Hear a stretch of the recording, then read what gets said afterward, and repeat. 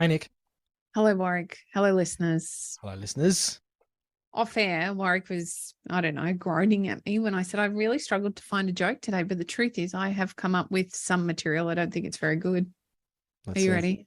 I'm ready. What do you get from a pampered cow? No. Spoiled milk. Welcome to the Tradies in Business podcast with your hosts Warwick Bidwell and Nicole Cox. Divert your phone and grab a brew as Waz and Nick unpack tips, tales, secrets and stuff-ups from guests both inside and outside your trade, helping educate and inspire you to break the cycle of gut-busting and money stress and create a true trade business. My 12-year-old's going to love that one. I thought she might. That's who I had in mind when I was doing my deep research. All right. I'm trying to think of a segue, Coxie. You've made I that don't have hard one for me. I don't know. You've made that really hard for me. I can't segue into today's guest. Oh, I had maybe. Shane could be rising to the top of the pack like the cream from the sport. Oh, he has risen to the top. Yes. Nice work. You're stealing my... I don't even need to be here anymore. Oh, come on. Just do the podcast all by yourself, Coxie. Do the jokes and the segues. No, that won't happen. All right, we're going to throw to our guest and welcome him to the show. Shane Moore from TradeRisk. G'day. Hey, Warwick. Hey, Nick. How's it going? Really well. Very well, mate. I am very jealous of your headphones, mate, and mostly because the cord is orange. That's the sole reason that I chose them. I want headphones with an orange cord. That looks mint. Hang on, let me make a note for Christmas. Yeah. Headphones, orange cord. Not the joke ones either, Coxie. I want the real ones that actually work. Shane, we're not going to talk about insurance today because you're not that good at insurance, are you? No, I'm definitely not the insurance broker. I employ some very good insurance brokers. That's I like it. not my specialty. Now, there's a segue that I can grab hold of is being a great business owner. You don't have to be good at the stuff you do. You've got to be good at running the business in that industry. So that's one of the things I like about your business, Shane. And listeners, we kind of know Shane. We've stalked him a bit and we've annoyed the crap out of him over the last few years because we like what he's doing in the tradie space. And so we thought it'd be good to get him on the podcast. We were probably sparked in this by a conversation in our client group with our tradiepreneur clients, talking about insurances and which company's best and how do I get the best deal and what sort of stuff do I need to be insured for. And I read those sorts of threads regularly and think, what are you doing? Go get a broker. And so I think people still don't realise perhaps or understand what an insurance broker really does. But I want to spoil that whole thread, Shane, and get you to tell our listeners about you. How the heck did you come to be sitting here with an orange corded pair of headphones in a swanky office as a broker, mate? Yeah. So I started, I've always worked in financial services. I think when I just like numbers and patterns and different things. So I guess financial services just attracted me. So I spent probably about 10 years working across banking and insurance. Ended up finding myself in compliance, which a lot of people don't like compliance, but I actually quite enjoyed compliance.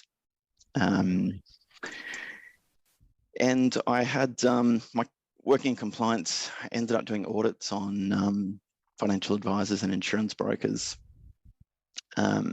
Discovered that there was this ability to run your own business as an insurance broker, which was quite appealing to me. And I'd also had a bit of I don't know, I guess people would call it a side hustle these days. I was quite into online marketing. So, building little websites and, trying to sell advertising or sell things. So I got to this point after, I guess, maybe 10 years working in financial services that thinking, I think I could combine what I'd learned in online marketing, with all of the knowledge I'd picked up in insurance and financial services, and then put that together to start off my own little business. And I guess that's how TradeRisk was born. yeah, probably, I guess as a lot of your listeners would know, starting a business is pretty easy. Actually then making it work is a whole nother story. But yeah, that's the short of it in terms of how we got started. How long ago did TradeRisk actually kick off? 2010 it was. Wow. So we're just over 13 years now. Wow. So it's been a while. Still feels like early days, but yeah, 13 years. I think that's something we don't talk about in business enough, is how the journey is always evolving. And I think a business that you feel safe and stagnant in is one that's on the decline. We just don't know that until, of course, it becomes apparent. It's the businesses that require constant change, constant growth from you as a person, as being the business leader, constant learning. They're the ones that are continuing to on their growth path. And that doesn't necessarily mean that we're hiring more people or we're physically growing. It could, of course, mean that we are growing in our capacity for profit even, but we need to be doing that consistent learning. Shane, given that this was a new industry for you when you first started, obviously there would have been a bit of learning right at the very beginning, no doubt some study, whatnot, to get your broker's license. And then what? Like what does the continuation of that growth and learning look like for you? I think probably the big thing, for those first 12 months, probably first 12 to 18 months, I tried to just do everything on my own. So trying to do the generate the leads, so doing what I was doing with the online marketing, then trying to actually be the broker, do all of the quoting, giving the advice, all the rest of it. And I realized pretty quickly that it wasn't really going to work. And I think once I hit that 12 to 18 month mark, it just wasn't working at all. I wasn't making enough money to to keep myself going. Thankfully my wife had a decent job and she could cover both of us. And we didn't have kids at that stage, so it was, the life was a lot more simple. Yeah. But yeah, I got to that point and it wasn't really working out. So I had to make that decision. Do I go back on wages, take the easy option, or trying to work out what I've gotten wrong and how to fix it? So I did end up taking a job. I went back to working for a big financial services business, and I think I lasted about 6 weeks and thought, no, I've got to go back. I've got to make this work. So I looked at what the strengths and weaknesses were and discovered that, or worked out that I guess I was pretty good in generating the leads and building that brand, and just running the business, but I wasn't a natural insurance broker. So I had no money, but I still went out and hired a broker, pretty much just using credit cards really to try and get through. But everything started to click, I guess, once I had that first insurance broker who, I guess he was someone who actually enjoyed being an insurance broker and was good at being an insurance broker, was good at talking to the clients. I could do what I was good at. He could do what he was good at. We kind of grew from there. So I think that was a super important lesson. I kind of got a bit off topic there in terms of that, learning and developing, but that was probably the biggest learning, was the, just that importance of, going after your strengths and probably more importantly, knowing what your weaknesses are and actually doing something about it. Yeah. I think there's a misconception amongst perhaps many of our listeners, I'm being presumptuous here, certainly amongst some of our clients, that you were in financial services, so clearly you know how to run a business because you've got finance skills, or they think their accountant knows how to run a business, and it's not true. Yeah. Running a business is different to being an insurance broker or a financial planner or an accountant or solicitor or whatever. Just because you've been to uni and done some study and you wear a white collar, so to speak, doesn't actually give you business skills. 100%. A lot of us are in the same boat. Gosh, I know some business coaches who don't really know how to run businesses. Yeah. But Shane, you said earlier about the numbers and the patterns. What are some of the patterns perhaps you've seen? You've been in business for 13 years, you've been in the industry for many more than that. What are some of the common patterns that you've observed over that time? I think one of my an interesting observation when it comes to, because we deal with gosh, I don't know how many now. We've dealt with a lot of thousands and thousands of trade businesses over that time. And currently we have around 5,000 active clients. So we see a lot of data from trades businesses and talk to a lot of trades businesses. And one thing I really take away from it is that trades businesses will both thrive and fail regardless of where we are in the economic cycle. When things are great, we have plenty of clients calling up to cancel policies because they're going out of business. And then when times are pretty terrible, we have clients filling out their renewal declaration and their revenues doubling every year. It just, there's no, and even currently with some challenges in the building industry, we're just not seeing any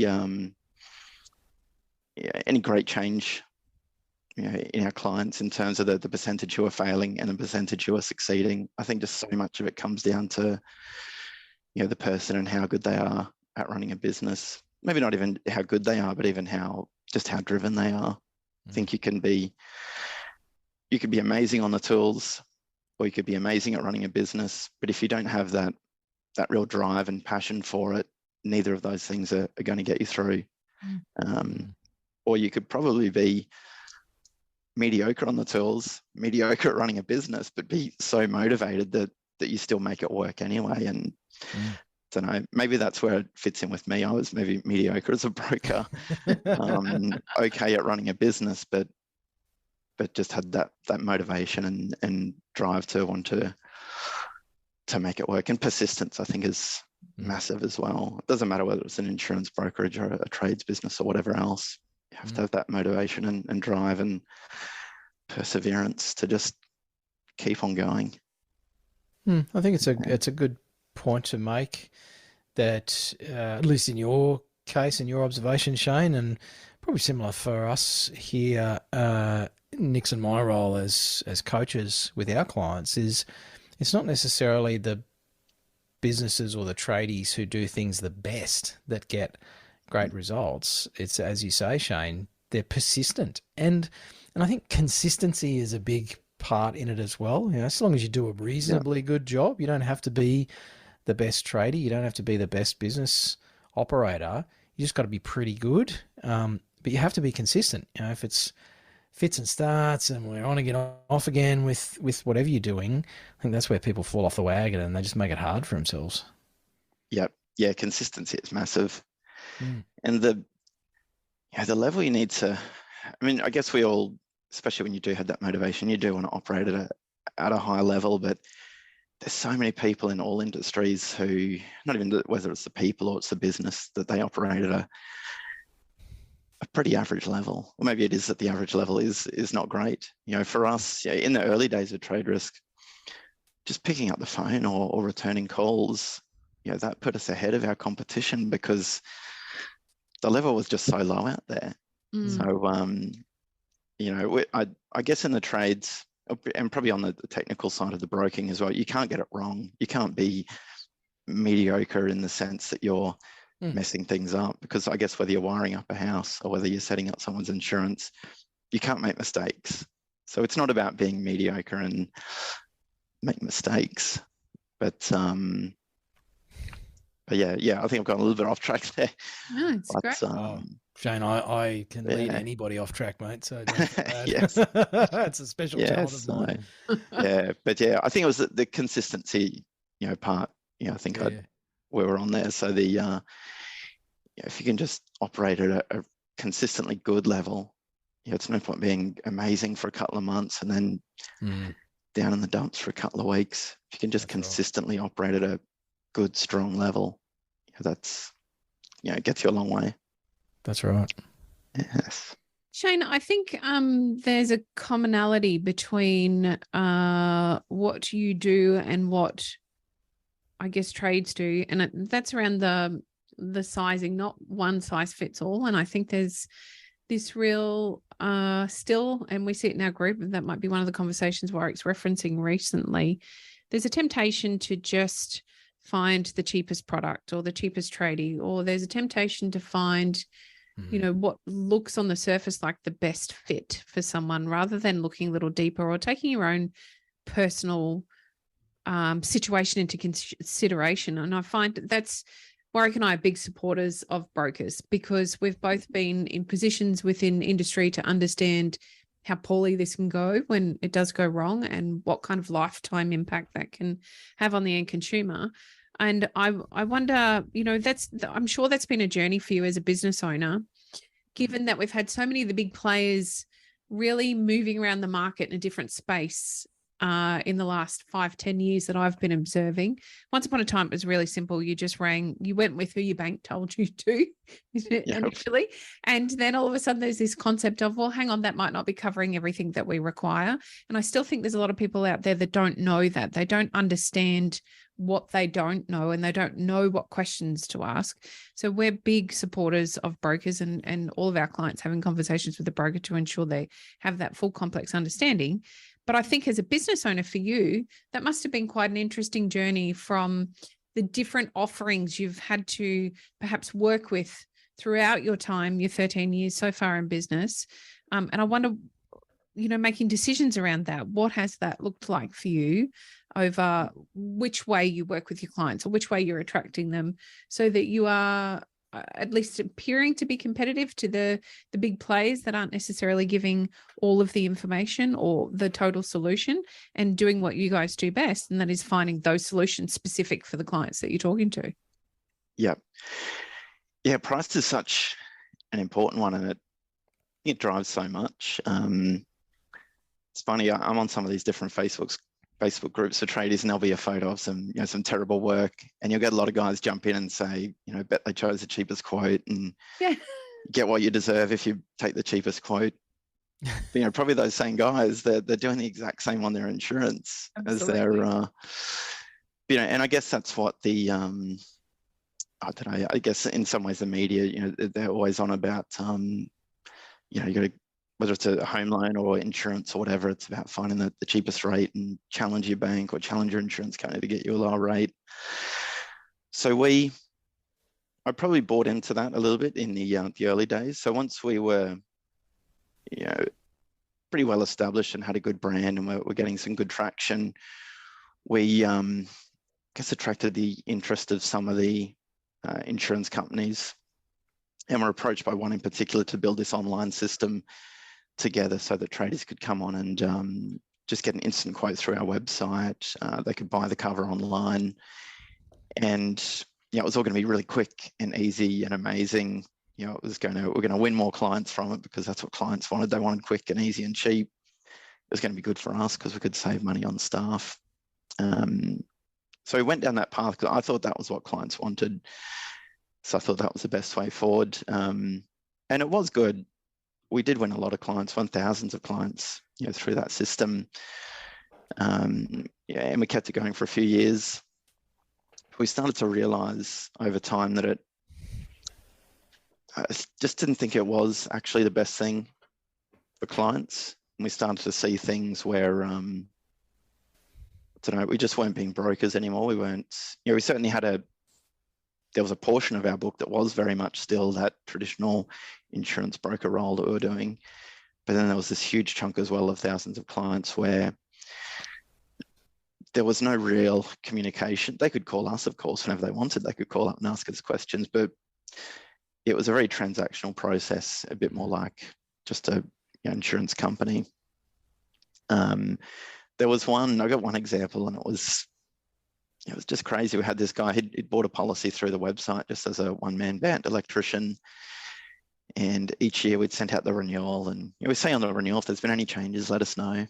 He would never, like a lot of those clients, they would never say anything. They'd just pay the renewal. And when we did, we wanted to start talking to more of these clients.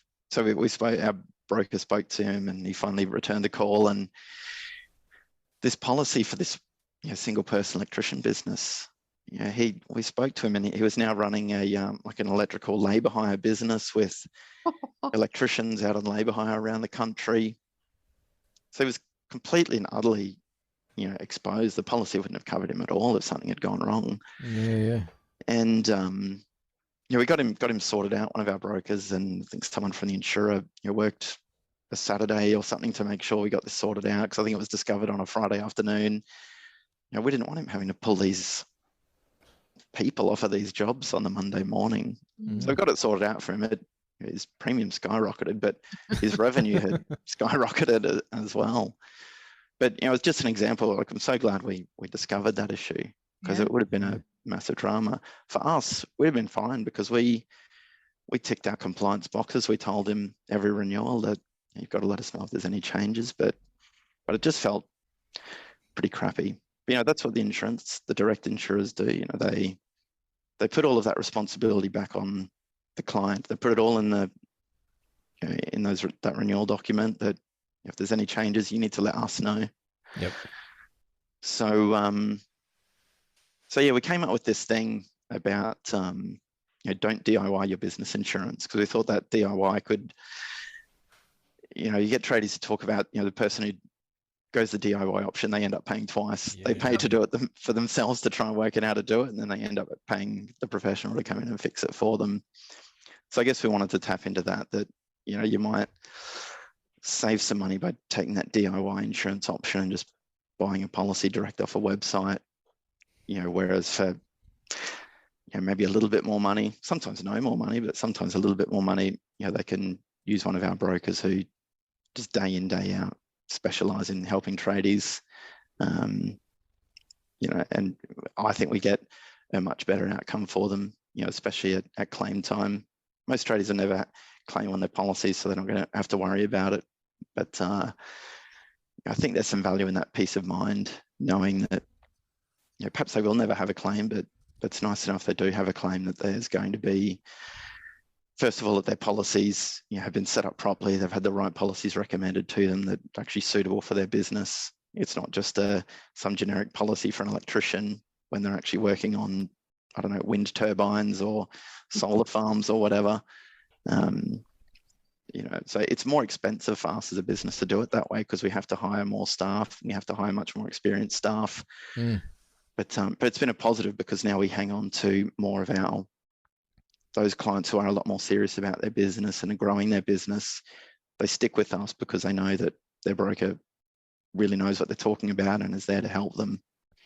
So it's a more expensive way to do business, but it's proven to be a much better way to do business. So the clients who only care about price, they tend to drop off. The clients who are really more serious about their business and growing their business, they stick with us.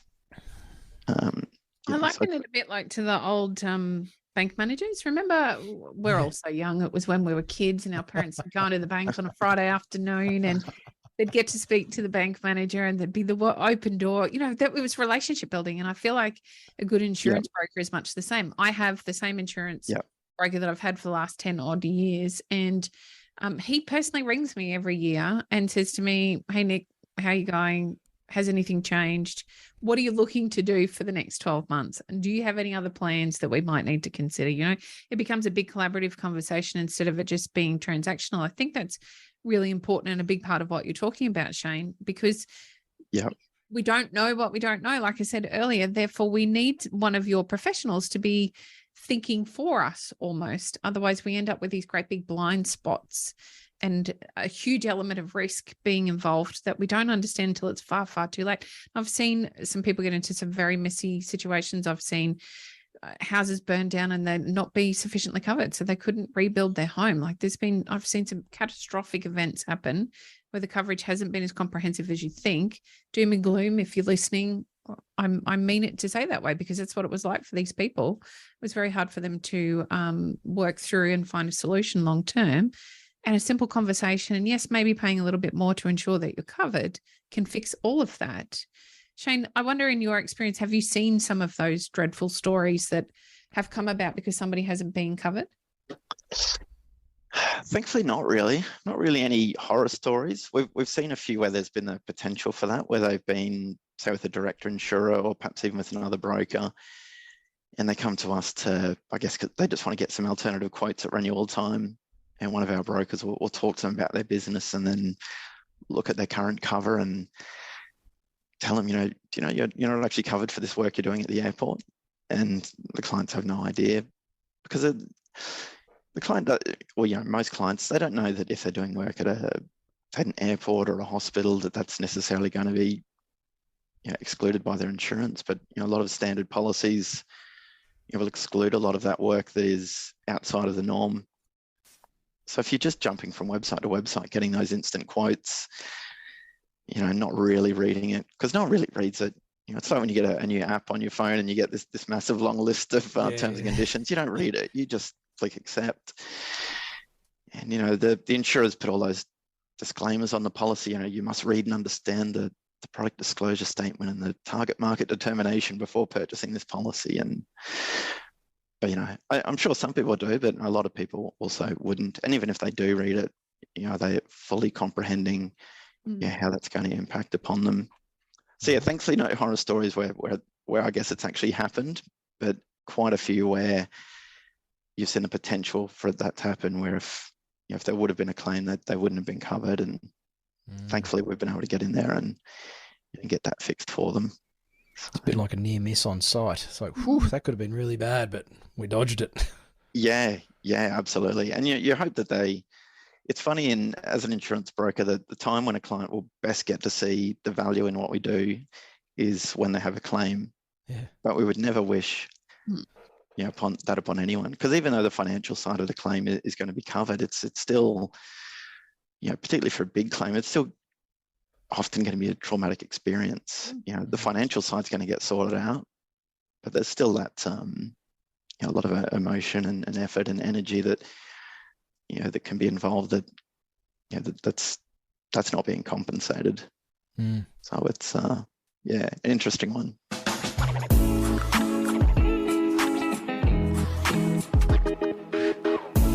Hey, Tradies in Business, Was here. Sorry to interrupt your listening pleasure. I'm joined by Coxie, of course. Hello. You may not know this, tradie or tradie wife or whoever you are listening to this program, but we're business coaches. Oh my gosh, that feels weird to say. But we do actually work with people just like you to solve a bunch of problems. And we have this fantastic program called the Tradiepreneur Program, and that's how we do it. And we do it with a wonderful community of trade business owners who are all trying to fix or improve or change things to progress. Things like getting behind on quoting, Coxie. Feeling overwhelmed, behind on your invoicing, feeling really stressed or frustrated about the money stuff. Sometimes you can pay the bills, sometimes you can't. What about staff? Oh my goodness. Oh my gosh, staff. Trying to get them to do what you want them to do, if you can even find them in the first place. There's so many struggles. And we've seen clients tackle these things in their trade businesses in quite a short space of time, to be honest, during the program, and recruit staff at a time where everybody was saying you can't get good staff, improve their quality from their team, collect their debts much more quickly. We have sessions. Getting tips? Yes. Getting tips, yes. So people rounding up, customers rounding up the invoice by hundreds of dollars because they're so happy with the sales process and the experience of dealing with the trade business owner and their team. So some amazing stories from our clients. But, as they say in the commercials, don't take it from us. Hear what some of our clients have to say. Coming into Christmas, we are not worried about money. We've got enough money in the bank to pay everybody's leave. There's work booked in for the new year. And for the first time in a long time, we'll be having 3 weeks off and not worrying about the business. That's probably the biggest win of all. Using the cash flow forecasts, I've been able to look into the future and see where I'm going to be situated financially. And it's actually started to have a huge bearing on whether or not I make purchases. By far, one of the best things about working with Nick and Woz are the other businesses that are working alongside them. It is amazing how empowering it is to be working alongside like-minded people who have similar goals, similar troubles. We can all relate to each other, and everybody helps everybody out by figuring out problems with you that they may have faced previously. Everybody has solutions and constructive feedback, and it's an incredibly friendly, warm, welcoming environment, not threatening at all. From every job, I know that I will get a sustainable wage that's industry leading. I can have at least 10 to 20% profit, and I can pay taxes, super, all of that, and I do not have to question whether or not I can because of the way that it's been built, and that is thanks to Traders in Business and what they've taught me and what I've learned. So there you go. There's some real people. We did not pay them to say those things. And I think that sounds a lot better than Coxie and I reading them out. We really would love for you to check out more about how you could take your trade business to where you would like it to be. Surely you have a vision of what things could be like or what you wish they were like on a day-to-day basis, whether that is reducing stress or actually making more money. Maybe it's spending more time with the family, taking more holidays, having the choice that you really wanted when you started your business instead of this beast that seems to be there for many of you listening to this program. So if you want to find out more about how we do this through the Tradiepreneur program, Coxie's going to tell you all about it. I'm actually not. I'm going to be really secretive and keep all of our magic up our sleeves. What I would like you to do, though, is head on over to tradiesinbusiness.com.au and you can learn all about us, why we do what we do, and how you can work with us, what that actually looks like. There's a whole bunch of free stuff there for you to download, lots of options. We've always got new stuff going up onto the website and a great place for you to learn a whole bunch more about how you can work with us. You can even book a 15-minute chat. For free. For free. That's how abundant we are. So head over to the website, check it out, book a chat with us, and we'd love to find out if you'd be a great fit for the Tradiepreneur community and start hanging out with some of those people that you just heard from. Shane, you guys must see some, well, you've dealt with thousands of tradies, and I love a good horror story. I know Nick loves true crime podcasts, so yeah, I love them. Mate, you probably got better stories than the true crime podcast. For our listeners, because I think, and I come from the life insurance industry, which is different to where you guys sit in fire and general, as it used to be called, but you know, general and commercial insurance. And either way, it was similar for me as a life insurance broker back in the 2000s, where I just could not get through to people the importance of having it. And in the end, I just used to share, you know, ridiculous, funny stories because I think people could identify with that more than they could with the scare tactics that I tried to use. Because they'd be like, oh, yeah, whatever, mate, you're just trying to sign up a policy. But I think they found the funny ones actually more enlightening and perhaps caused them to think a little more. Have you guys seen some weird stuff? Or, I mean, your brokers must have come across some crazy situations. Yes. Yeah, I put the question to the broking team this morning, and they didn't actually have anything too weird and wonderful on the trade side. So a lot of our claims on the trade side are pretty straightforward. You know, we get plenty of injuries, or someone's broken an ankle or broken a wrist and can't work for a little while. Lots of stolen tools claims. Again, nothing too wild and interesting amongst the tool claims, and they're normally pretty straightforward. They gave me a couple of stories from their past, though, which I thought were, I guess, sort of non-tradie related, but well, that's okay. It means we can diss on some other industries, mate. Yeah. One that they liked was drawings of kangaroos, which threw me a little bit at the start, but it was exactly where you're going, having had to do this myself. Yeah. So relating to motor claims where they've hit a kangaroo while they're, I guess we do have a lot of clients in regional areas. And on the claim form, they need to draw a little diagram of what's happened. So we get drawings of kangaroos that people have hit. So that's quite interesting. Maybe we should post some of those on the socials. Anatomically correct kangaroos. Yes. But yeah, I had two examples that I quite liked that they gave me. So one of them was of a bloke who, I guess he was quite a keen fisherman, and he'd had just a claim on his home insurance, and I don't know what it was, whether it was a blackout or some sort of issue, and so his freezer had shut off, and he'd put in a claim that he'd lost $4,000 worth of fish in his freezer, and the insurance company declined the claim and said, yeah, there's no way that anyone has $4,000 worth of fish in their freezer.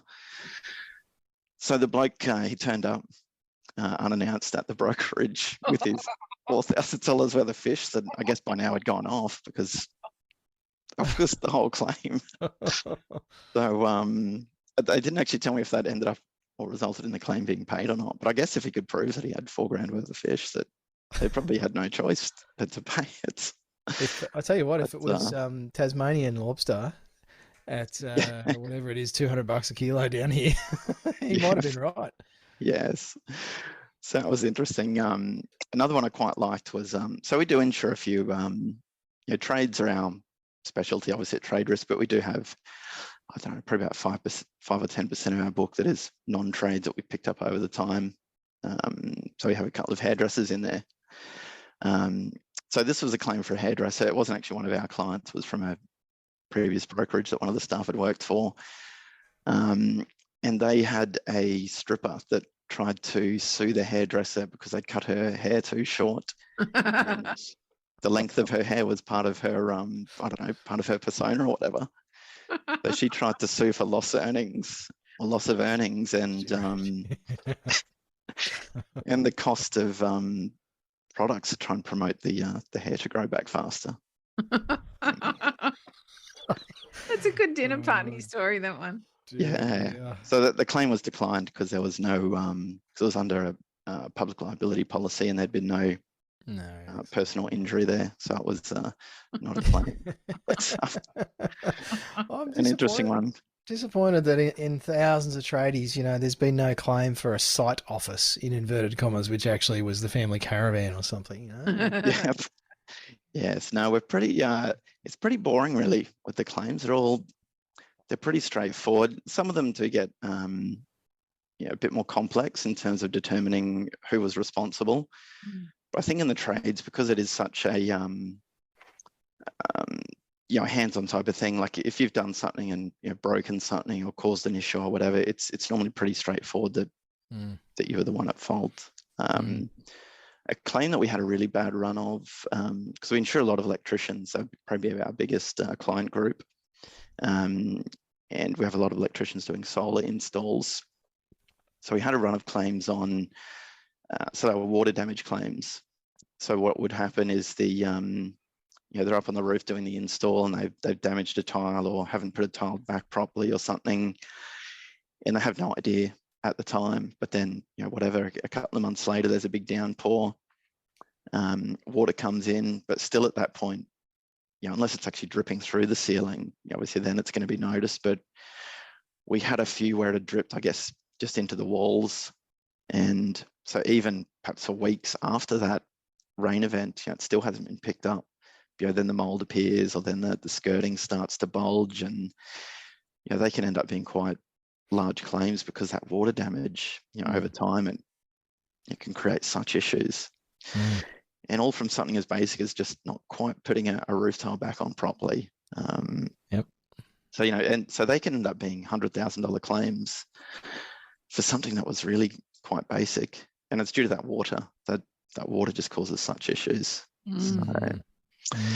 But yeah, so they're not the ones with the I guess the interesting or funny stories, but they're the certainly the ones that can result in the biggest, I guess, financial cost. But, Now, Shane, speaking of interesting things, I'm going to out you. We didn't necessarily talk about this before we hit record, mate. You have an interesting personal hobby, let's call it. Yeah. And I don't even think Coxie's aware of this. No, I don't know. It's only because I'm such a hellish stalker, and I have known you for a few years. So, mate, what is it that you're passionate about? I assume this is going down the path of number plates. Yeah. I think a few of our listeners will probably find this fascinating, mate. Probably more interesting than insurance, I'm sorry to say. Yes, probably. Number plates. Yes, I have quite a fascination with number plates, but not just any number plates. It's around Australia they're called different things. Some, like Victoria, they refer to them as heritage plates, and New South Wales it's more so numeric plates. But essentially, it's just number plates that contain only digits, and I think that probably comes into that liking numbers and patterns. Yeah. But they're the I could talk about this for hours. I'll try and keep it brief. But, they're essentially just the first number plates that were issued. So back in the early 1900s, they when they started issuing number plates, they just started with number 1.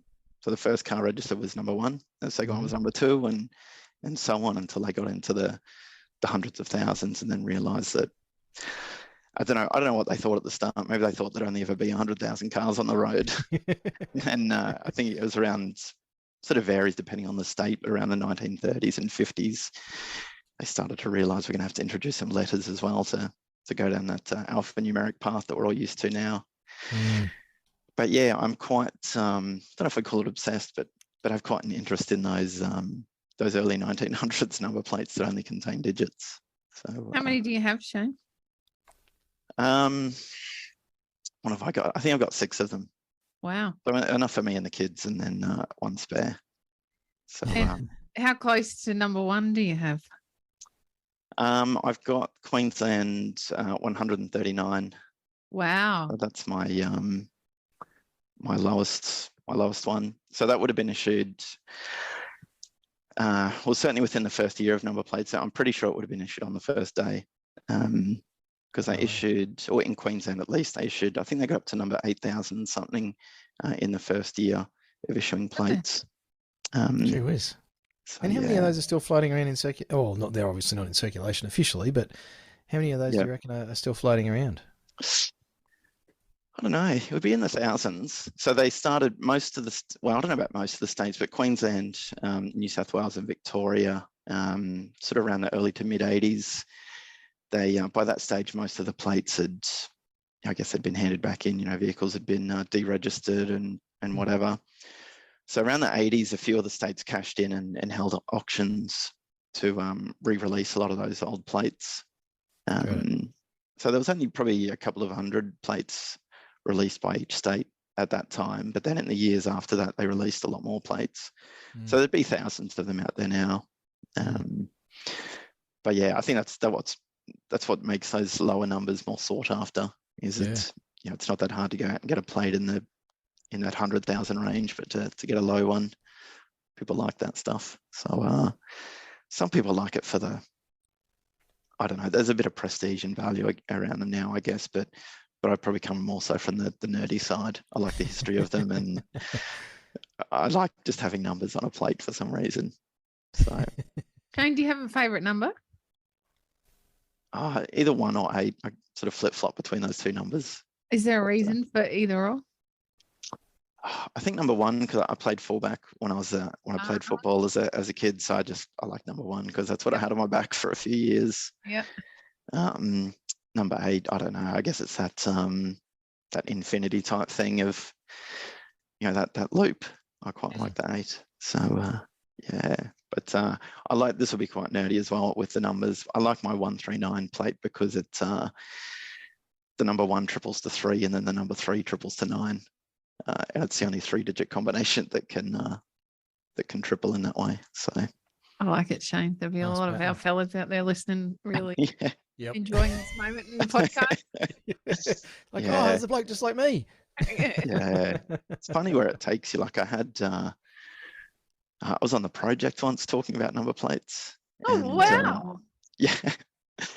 And what else? I think it was something else. Oh, there was a story in the Courier Mail earlier this year where they came and took some photos. But yeah, it's funny. I wish people were that interested in TradeRisk in terms of getting some media. So, but anyway, it's something different, I guess.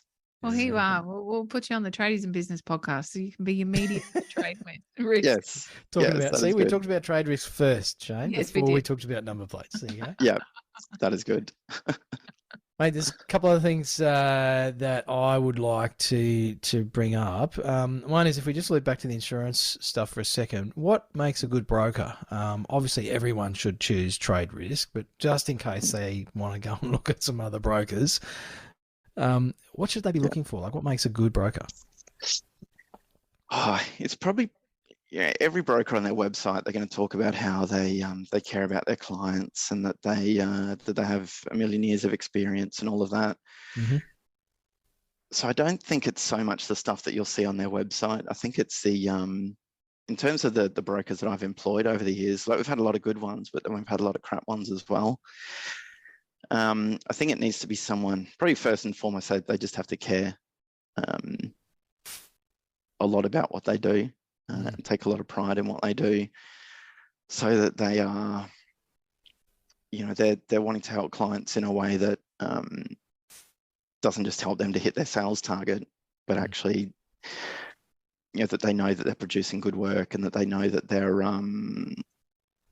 you're actually providing a lot of value to their clients.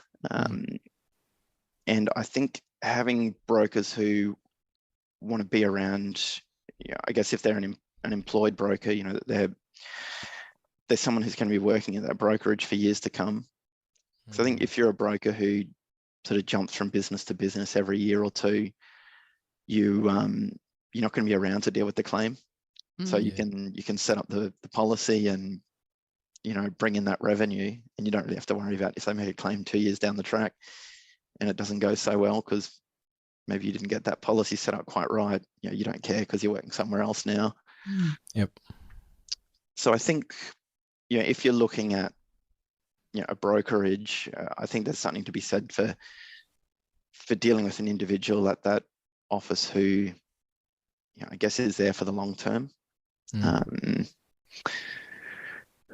But yeah, it's tricky to, if you're calling around to a few brokerages, you're not really asking them, how long have you worked at this brokerage, and do you plan to stay there for long, and do you really care about me, or do you just care about your sales targets? Because they're all going to give you the answers you want to hear.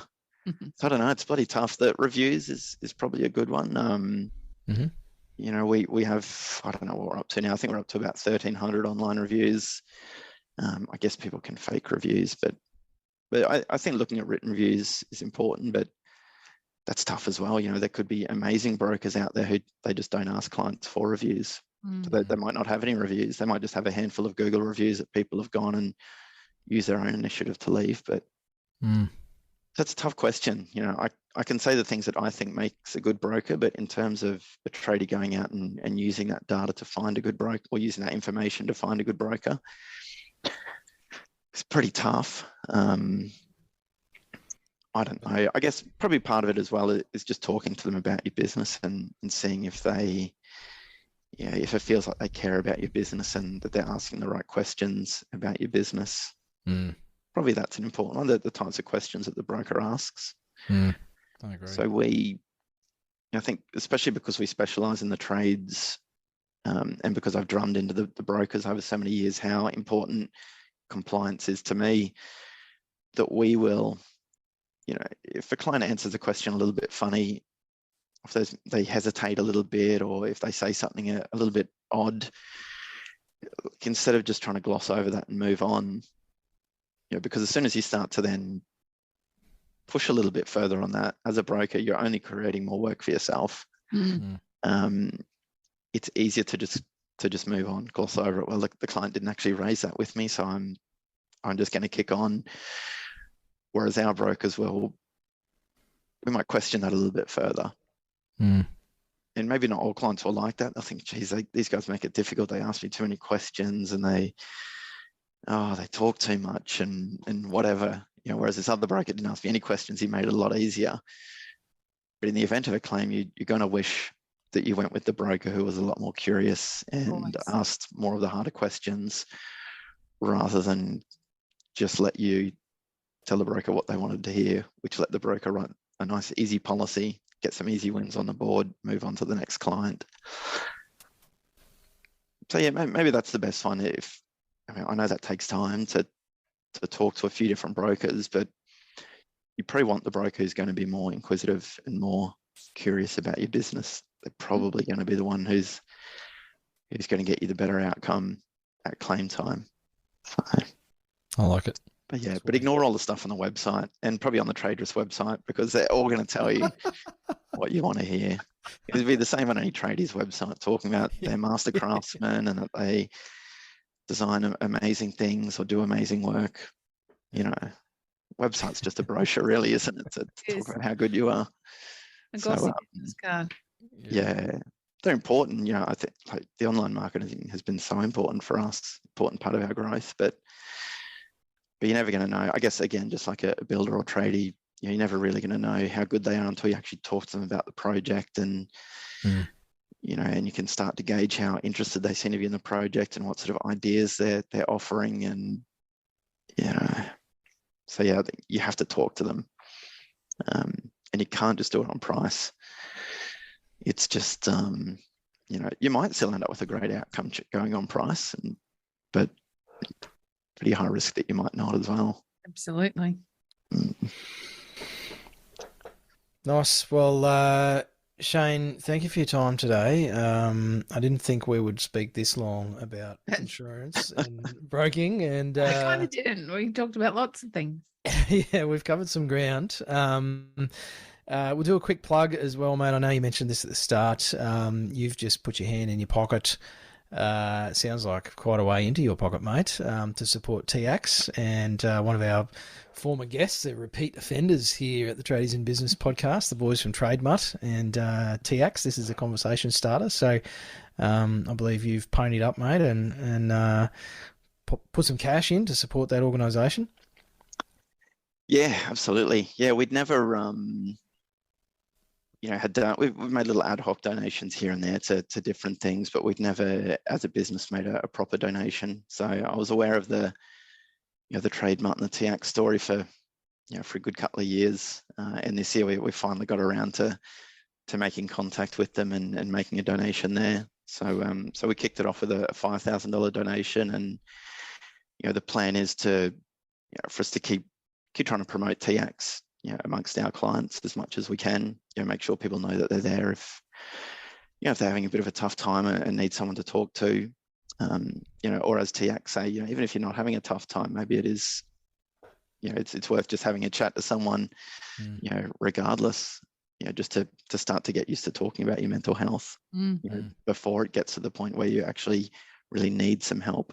So, and I love that those guys, they run quite a lean operation. So I know that that money that we put in there, it's not going to pay a bunch of back office staff and marketing and operations. It goes directly into actually providing that free counselling for tradies. So I think our amount works out at, I forget what it was. It's something like 50 or 55 hours of free counselling for tradies. So yeah, that was our little donation, kick things off, and we want to keep that going each year. So as our business keeps growing, we can continue to grow that contribution so that we can give something back to the trades, in a way that isn't just, insurance claims. Yeah, awesome. So yeah, it's good. I think there's some parallels there, Shane. Insurance is about planning ahead and protecting yourself. And I think, accessing counselling early, as you say, before you think there's a problem is a little bit similar, and get it set up beforehand, before it becomes urgent. So well done, mate. Yeah. And thanks again for your time today. It's been a great chat, mate. I'll keep an eye out for any of those rare number plates and give you a call if I spot any down here in Tassie, mate. There's probably a few floating around in barns and stuff down here, or sheds, as we call them here in Australia. Yep, I'm sure there are. Take a photo, send them through. I always love to see them. And we should share your details too, mate. If anyone's listening and wants to check out TradeRisk, what's the best place to find you, Shane? Yeah, the website's probably the easiest, traderisk.com.au, or just Google TradeRisk. Phone number is 1-800-808-800. And yeah, probably best don't talk to me about your insurance, because I'm not. I'll probably talk to you about number plates or something like that. But yeah, we spent a lot of time. We spent years, putting together, what I think is the best team of brokers and support staff. So they're just incredible. They're vastly more knowledgeable and experienced about business insurance than I'll ever be. So yeah, it's a great team there to talk to. So nice, mate. Love it, Shane. Well, yeah, thank you, Warwick. Thank you, Nicole. I really appreciate the opportunity and great to chat. Yeah, likewise. Thank you. Thanks, Cheers. Shane. So. You've been listening to the Tradies in Business podcast with Warwick Bidwell and Nicole Cox. Find out more about today's guest, tools for your trade business, and other cool stuff at tradiesinbusiness.com.au.